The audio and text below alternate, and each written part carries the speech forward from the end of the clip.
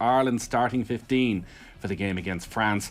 That means there is a first Six Nations start for Joey Carberry. We're going to talk about that with Tommy Bowe and Fiona Hayes after 8 o'clock. Also in the middle hour, Colin Fennelly, part of that all-conquering Ballyhale side. They are going for a third straight All-Ireland Club hurling title on Saturday up against Ballygunner. They're near neighbours in Waterford. We'll check in with him ahead of the game. On the football show, Joey O'Brien has had quite the interesting career. A lot of it spent working under Sam Allardyce at Bolton, at West Ham, before he came back home and part of another all-conquering side, as Shamrock Rovers, and he's left there now. He has moved on to Shelbourne, where he's working as Damien Duff's assistant manager. So we're going to be joined by Joey O'Brien after 9 o'clock. We'll keep an eye on the Premier League as well. Liverpool among the sides in action this evening. And of course from 7:30, John Giles with us as always. 53106 is the text number at Off The Ball if you want to get in touch on social media. Richie McCormack, good evening. Nathan, how goes it? I'm alright. Joe Malloy, how are you? Great, lads. How you doing? You look like you're heading out to party, Joe. The world is opening up and Joe Malloy is ready to party. That's your dancing shirt. That's your dancing shirt. Those days are gone. I am retiring to watch the Waste Management Phoenix Open, I would think, for the evening. And that'll be as rock and roll as I get. The 16th tee. Wow, the 16th tee. Do you know all about the 16th tee at the Waste Management Phoenix Open, Richie? Can't say I do. Enlighten me. You've never seen this? So this is probably after, say, the 12th at Augusta or the 17th at Sawgrass, the most famous par 3 in all of golf. So they have grown it from what was, I suppose, a few thousand people gathering around with a few drinks to watch players play this par 3 to the biggest stand you have ever seen surrounding the entire par 3, whatever it is, the 120 yards. About 40,000 people all gathered round it. Basically all of them drinking from 7 o'clock in the morning, so everybody is drunk all day. They used to have caddy races alongside it as the players were taking their tee shots, but it's basically the most pressurised shot in golf. You have to take it. There's no silence. There is no silence when you step up to this. Everybody is roaring at the top of their voice, and it has become quite the experience for everybody. It's one of those things, about 4 years ago, it hit a peak where you thought, this is great, and now it's just gone a little bit overboard. It's the one hole where you're allowed boo. You're encouraged to boo, Richie. You'd fit right in. I could do that at every hole if arranged, you know. If you don't hit the green, you get booed, essentially. Yeah. I think I've seen it. Yeah, I'm just looking at it here. I've got the PGA Tour leaderboard open in front of me, obviously enough, and just looking at a map of it there. That's a tricky little devil, all right. Yeah, so that's the tournament. It's also sponsored by Waste Management, who do exactly what it says on the tin. They collect your bins.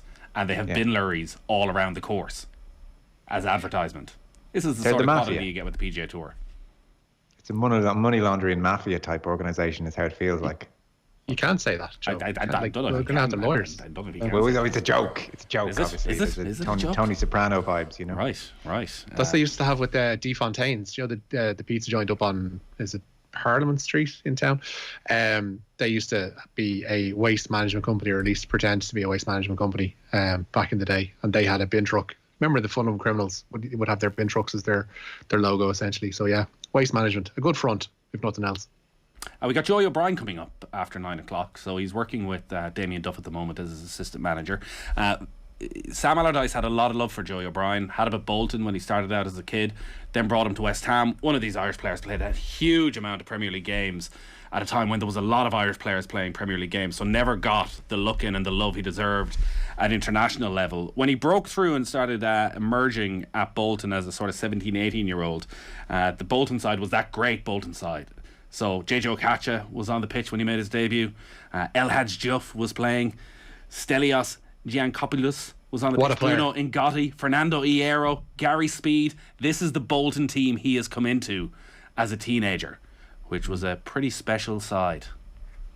It was around that time as well, Big Sam, I mean, that was his heyday in some respects, where he was ahead of the curve in things like sports science. I mean, you wouldn't really associate Big Sam with that, but it was kind of this incongruous thing. And I remember, you'd see various, football-focused pieces, and Big Sam showing them the extraordinary detail that he had gone into on the sports science front. I think he actually stole a march in quite a few clubs. Now, invariably, they caught up on him. And, but he was saying things which you could scoff at, but like, if we throw the ball into the box X number of times, we will statistically get goals Y number of times. Therefore, that's why we do what we do, and all these kind of things. And Well, they also, I mean, and then it developed, didn't it, at that period where O'Brien came through, where he took all the rudimentary statistical things, but then he sprinkled in a bit of JJ Okocha and made them far more likable. Yeah, I don't know if it's something he puts on his CV or whether he's something he's going to bring into his coaching with Shelburne, the Sam Allardyce mindset. Obviously, Damien Duff comes across as a little bit old school in some of the ways he likes to go about things. So we'll see what the yin and yang of Duff and Joey O'Brien is. Because, again, one of those careers that because there were so many, you didn't take notice of every... Like, now we get excited when Adam Ida starts a game for Norwich. It is headline news when Adam Ida starts a game for Norwich. I remember one of the first games I commentated on with Off the Ball was a West Ham Liverpool game, the year Liverpool were going for the title with Suarez at his absolute best, and Joey O'Brien's there at Upton Park playing at the back for West Ham. Like, he's gone up against all these guys over the space of a decade. So interested to hear a story, interested as well to hear just how he's going to get along with Damien Duff and that move from Shamrock Rovers to Shelburne. Is that, how controversial is that, Richie? You know the real dynamics. I don't think it's very controversial, really. He's needed at Shels. I was talking to Enda about this earlier on for Team 33 in terms of a League of Ireland preview. And while Duff has obviously worked with the underage system at Shamrock Rovers and he's worked with the underage system at Celtic, you need somebody who knows the ins and outs of the League of Ireland. It's one of these things whereby there needs to be some form of experience there, because we've seen big names at least come into clubs elsewhere, like Waterford to be the case in point, and really struggle over the last couple of years. Whereas you need somebody with a bit of street smarts as regards, plotting week to week and maybe throwing in the odd Monday night or Tuesday night game, how you navigate a full season as a manager, and to have somebody on your coaching staff who's literally just come from playing and doing that week in and week out. It's going to be crucial for Duff, because it's going to be a massive learning curve for the former Ireland winger this season. It's a different beast going into management and taking over a team that did really well last season, did really well under Ian Morris, and Morris was unlucky to lose his job to Damien Duff. He's got a big job in his hands. God, I love Damien Duff. I was out at the League of Ireland launch yesterday, and Duffer sort of floated in for a little 10-minute cameo. I'm not really going to hang around for too long. I'm not doing all these interviews. I'll do a quick couple of photographs. I'll talk to RTE for 30 seconds and then I'm out of here. But it's just like the stardust sprinkles down on everyone. Got a smile on your face. Just walking by him and go, Duffer. So absolutely. I mean, it's the place to be on opening night, isn't it? And I sure as hell, after certain nights, he's going to give some interesting interviews where he's not happy with the referee and he's going to go off and one, and he's going to have great nights too as well. And I think unexpected wins and he's going to get that place rocking. It's actually my neck of the woods now. It's actually working out the closest League of Ireland ground to me. So I mean, Duffer there, it's such an attraction for anyone in that wider sphere who's not in the habit of going to games. Big population all around that area. I mean, it could be a really interesting season if Duffer captures the imagination, and he should really, So tomorrow night, by the way, we're going to trial this tomorrow night on the Off the Ball Twitter account. Basically a late night League of Ireland sort of phone in. It's going to be a trial. If you're online about 10:15 tomorrow night, myself and Johnny Ward and Shane Keegan are going to hop on for the first one. You can give your reactions to the President's Cup, which is Rovers against Pats tomorrow night. We're going to try and turn it into a regular Friday night thing, get some of the players on, some of the managers on straight afterwards. Anyone who's online, anyone who's angry, Richie, I'm angry, Tony. If things aren't going well, maybe even Stewie might make an appearance at some stage as well. So just log on to the Off the Ball Twitter about 10 o'clock tomorrow night. Twitter Spaces, you'll see it. If you're on Twitter, you'll see it crop up. It's basically it's a very modern thing, Joe. You can hop on as well, have a listen in, see what you think. We're going to give it a go tomorrow night, make sure we've all the technical stuff right before we try it properly next week for the first Friday night of the League of Ireland season. But obviously tomorrow night it all kicks off with the President's Cup with Rovers and Pats. So keep an eye out for that. We'll have lots more information on it next week. We better get into the news round though, which is of course as always brought to you by Gillette. Put your best face forward with our new and improved razors. We spent how many years at this stage, Joe, going, need to find a way of getting Joey Carberry in. We can't go to a World Cup with Joey Carberry not having had starts in the Six Nations. And then at 1 o'clock the team news comes out. There's no Johnny Sexton, and we all absolutely hit the panic button that Johnny Sexton ain't there. But Joey Carberry is finally, Richie, getting that first Six Nations start. Yes, indeed. Ireland attempting to overturn France in Paris on Saturday without Sexton. The captain picked up a hamstring injury in training yesterday, and his place in the starting 15 has gone to Carberry. As you mentioned, it will be the Munster at half's first Six Nations start. It's the only alteration to the starting 15 that beat Wales last week, but Ian Henderson, Robbie Henshaw and Jack Carty are all introduced to the replacements bench. Carberry was pretty honest today about his feelings regarding the promotion to the starting team. Anyone would get a bit nervous before any big game. I definitely do. So there'll always be that. But I suppose when you think back to what you've been through and the training, how it's gone the week previous, I think it gives confidence to me in particular, and then confidence to players around you. So knowing that you can lean back on the work you've done previous to this gives me massive confidence.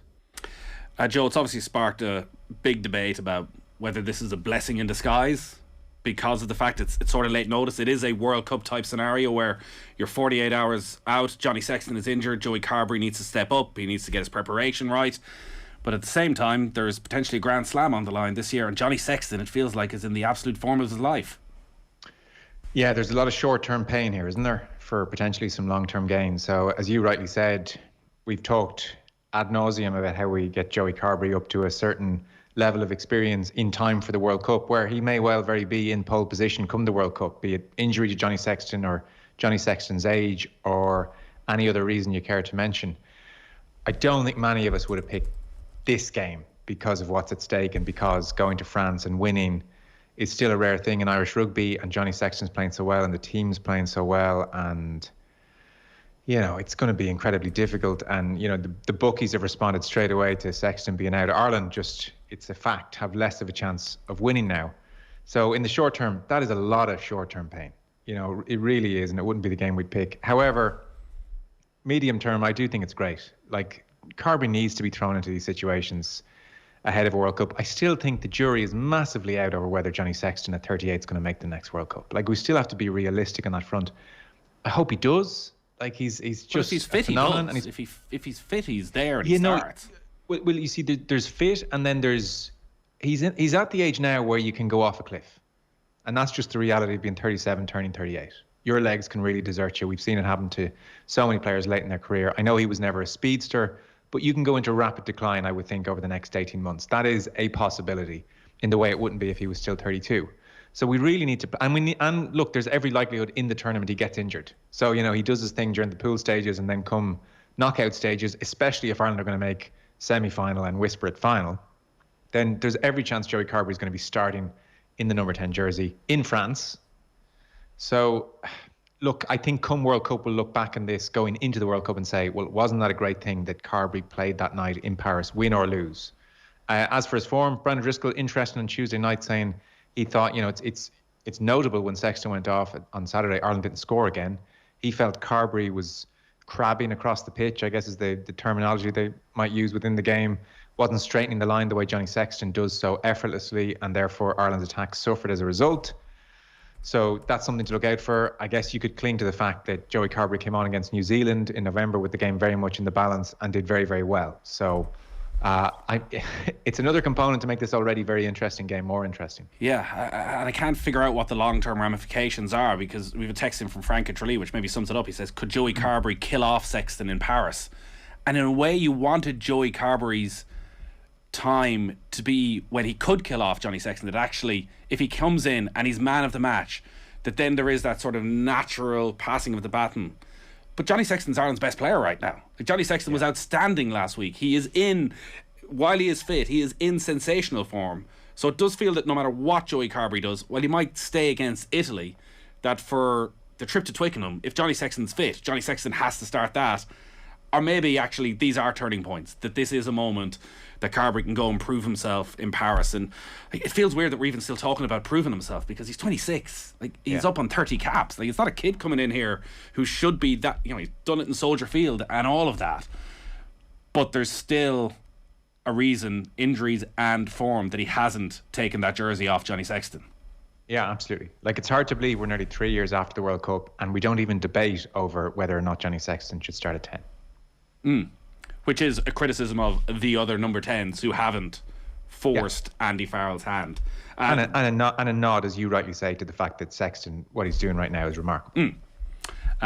Jack Carthy, obviously, it's a huge opportunity for Jack Carthy as well, who may well be the man if a drop goal opportunity comes up. Tommy Bowe, we recorded it earlier, was saying this will be his dream scenario if there is a drop again, that it is Jack Carthy, after all the pain he's gone through over the last few years, finally going to get some minutes, it seems, under Andy Farrell. At the other, well, it probably would have been headline news, I guess, is that Robbie Henshaw's on the bench. Like, here's your line centre standout player. I know he's recovering from injury, but sticking with Aki and Ringrose, it was always going to be hard to drop them after the performances last week, but it's still a huge call to leave Henshaw on the bench for a trip to Paris and the size of that French squad. Yeah, I mean, what a tough call. An embarrassment of riches. It's rare that we've had to make an Irish coaching session make the call between the three of them. It's rare that they're all fit. I mean, we'll definitely see him on at some stage, and look, what a player to bring on with 25 minutes to go, and the game is hopefully still in the melting pot. I mean, the French team catches the eye as well. They've gone for a 6-2 split on the bench. Like, the size is just eye-catching. I was having a look at the tight fives, and I know weight isn't everything, but for instance, the tight five alone have 36 kgs on the Irish tight five, and the 6-2 split on the bench suggests they are going to try and drag Ireland down into the trenches and make this a real arm wrestle and then unleash their bench. And Ireland may not have the same strength and depth. Finlay Bealham will have to have a big night if he comes off the bench. And they're going to go after Ireland at the breakdown as well. Brian Driscoll mentioned that on Tuesday, is where he thinks the game could be won and lost. It's notable, listening to people who really know their French rugby. You know, Paul Willemse, brilliant at the breakdown. Marchand, their hooker, brilliant at the breakdown. They have Mofana, who's a centre, brilliant at the breakdown. He can get in and poach. And I suppose a signal of intent is that they've dropped Dylan Creton in the back row, who'd be more of a line-out specialist, and they've put in Francois Cross, who is really, really good on the ground. So, yeah, like, there's the Flair Dupont and there's the brilliant rugby. They're coming after Ireland up front. Be under no illusions. That's what they're doing. Galtier said as much today as well in his press conference. Right. He said about that tight five that are on the bench, that they'll be on the bench stamping their feet, essentially chomping at the bit, ready to go. Like, he's talking about unleashing them, as it were, like they're feral animals coming off the bench to try and annihilate Ireland. And he overtly mentions that they're trying to win the second half. So that's where Galtier feels the winning and losing of that game will be, is in the second period. And in unleashing those front five from the bench, he feels he's got the bodies and the soldiers to get it done. And he's putting a lot of faith in them, it has to be said, to pull off a result on Saturday. Yeah, you might be looking for 70 minutes from that Irish front row rather than 60 minutes. Yeah, I agree. Well, especially in Furlong. You keep him on as long as you can. If you can do 75 minutes at a squeeze, you do it. I mean, O'Mahony coming on and Ian Henderson coming on, that'll give you a bit of hope. But well, there's 5 lines on that Irish bench, so there's no shortage of experience there. Yeah, no, like, this is going to be, like, this game's hard to call. Like, it's going to be amazing. It's going to be just a classic. So I'm leaning towards France. I was leaning towards France before the Sexton news, but it wouldn't shock me if Ireland won. But you just need certain things to go your way. You have that French team news, Richie? Yeah, France making 2 changes from last week's win over Italy. Yoram Moefana replaces the injured Jonathan Danty in midfield, while Francois Crowe is named at blindside. Fabien Galtier has opted for that 6-2 split on the bench, warning their aim is to win the second half. But Andy Farrell isn't concerned. Any game of rugby at this type of level is always going to be the same. You know, we know the size of the pack, and we know how good they are. Set piece wise, etc., and we know how dynamic they are when they get into your 22 as well. So it doesn't really change for us, you know. It's no relevance whether it's a 6-2 split or whatever. You know, there's always a bit of risk with these type of things, but obviously, you know, I suppose there's an element of them having a 6-day turnaround as well, which might have been in their thoughts. Roy Keane ain't going off our TV screens anytime soon, Richie. Nope, he's turned down the chance to return as Sunderland manager. The former Republic of Ireland captain had 2 interviews with the League One club and was their preferred candidate to replace Lee Johnson. Instead, ex-Norwich, and Preston boss Alex Neil is in advanced talks to take the reins at Sunderland. That deal could be done as soon as tonight. Keane hasn't spoken publicly as of yet, Joe, and maybe he never will, because it's not really the done thing when you turn down a job. But there's a 24-year-old owner, there's director of football, there's how much control he would have at Sunderland. And to be honest, I'm kind of glad this has happened. I keep him where he is. Yeah, no, he livens up a lot of matches for me. I just hope the next time he's on TV, he's asked about it properly, and don't let him away with this like no comment. Like, because No comment. I mean, when he was on with Mark Pugac on ITV, they let him away with murder. Yeah. It's like, get stuck into him. Hang on, Roy. Why didn't you take the job? Follow-up questions. Find out what's happening. Don't just let us not know. I mean, I thought he was going to take it because, well, I don't know when the next one is coming along or what level the next one is at. Well, he's suddenly a more attractive proposition to teams that are higher up the league because he's gone from being somebody who wasn't really spoken about in relation to those jobs to somebody who's now turned down a promotion candidate in League One, and he's back on the radar in terms of management, and he's a more attractive proposition for certain clubs, you would think, who might actually pick up the phone and ring his manager and say, listen, does he fancy a chat about this gig? And he could end up with a better job than what Sunderland were offering him within the next 6 months. And I won't put it past him to do something like that. He should not be going to League One anyway. But he hasn't done anything. He doesn't. I know it's a decade since Ipswich, and it didn't work out particularly well. But somebody of his calibre, with what he did with Sunderland first time round, why would you go to League One? Somebody would surely take a punt on him, even in the Championship. I know his ways and his style of management and all of that, but Roy Keane is doing himself a disservice if he goes down to League One. Well, you just I was of that opinion as well. You just listened to your reasons there. That was like the yada yada episode in Seinfeld. Like, it's because of his style of management. It's because of the distance between his last, meaningful job in management. Like, time has moved on. I don't think Roy Keane has. Methods have moved on. I don't think Roy Keane has. But like Sam Allardyce ain't taking a job in League One. Sam Allardyce ain't taking a job. Yeah, but even if he was stuck for a job, even if he wanted to get back in, he'd have a certain standard. And I know it's 10 years and all of that. But the second Roy goes League One, there's no way back from that. Like then you're back on the circuit, but you're in that lower Championship, League One. Like, it was a different thing when he took over Sunderland first time round. There was an Niall Quinn connection. There was a real Irish contingent and ownership around it. It was a different thing. He cannot be going in at League One. Stay out of it, or go into a side that's mid-table Championship, pushing for promotion. Yeah, I agree. You go whatever level you pitch in at, you're going to stay at that level unless you do something remarkable, which is really hard to do and really unlikely. Look at Lampard. He understood, even though he wasn't ready for the Chelsea job, you take it, because then you fall from Chelsea to Everton. Whereas League One, well, there's nowhere to fall really. And if you're stuck at that level, then I just think Roy Keane would lose patience very, very quickly. As to whether his methods work, I don't know. Gabby Ogbon-Lahore gave him a proper dressing down on TalkSport, was telling stories that would make you wonder, I suppose. Like there was a shooting drill and there was 7-8 minutes between shots, and he brought this up with the coaching staff, and it drew a fairly cutting response about, well, are you cold and do you want gloves, and that stuff gloves is just not going to work. Like February, cold weather, it's not a good time for Roy to start anyways. There'll be a lot of players, gloves, skins, tights, hats. He's a warm weather coach. That's what Roy is. All talk as usual, says Brian Maynooth. No excuses now about not getting jobs. Sorry, if I'm Roy Keane, I'm still looking at Ole Gunnar Solskjaer can get the Manchester United job. I should be able to get a job in the Championship. Yeah.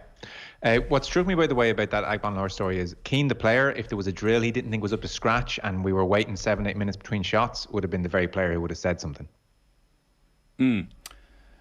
Gabby Ogbon-Lahore has to be getting a call from Roy. He's got to be getting a call. There's no way you're getting away with saying that on national radio and Roy is letting it drop. Possibly not. I mean, the one thing you might think if you're Keane is this is going to be discussed with Alan Brazil on Monday if I call him now. There is that. There is a couple of games on tonight, an important game as well. Obviously, Manchester City won last night, so 12 points clear again. Liverpool-Leicester, generally a pretty good watch. Gets underway in about 15 minutes, Richie. It does, yeah. Liverpool looking to draw within 9 points of the Premier League leaders tonight. Mo Salah is on the bench after his Africa Cup of Nations return. Luis Diaz gets a first Premier League start tonight for Jurgen Klopp's side as they host Leicester. Elsewhere, Wolves can move above Arsenal in the table with a win over Mikel Arteta's side. Both of those games kicking off at 7:45. All right, so with John Giles coming up shortly, Joey O'Brien on the Football Show. We keep you up to date with all of that as well. The GEA's annual report is out.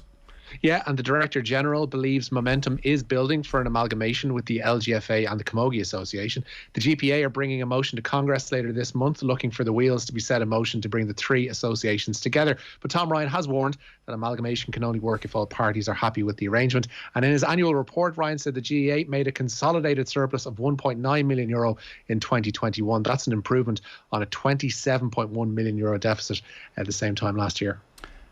Just before we wrap up then, Richie, a bit of golf news. Yeah, the Irish Open has nearly doubled its prize fund, courtesy of a new title sponsor. Starting this year at Mount Juliet, the tournament will be sponsored by the Dublin-based biotech company Horizon Therapeutics.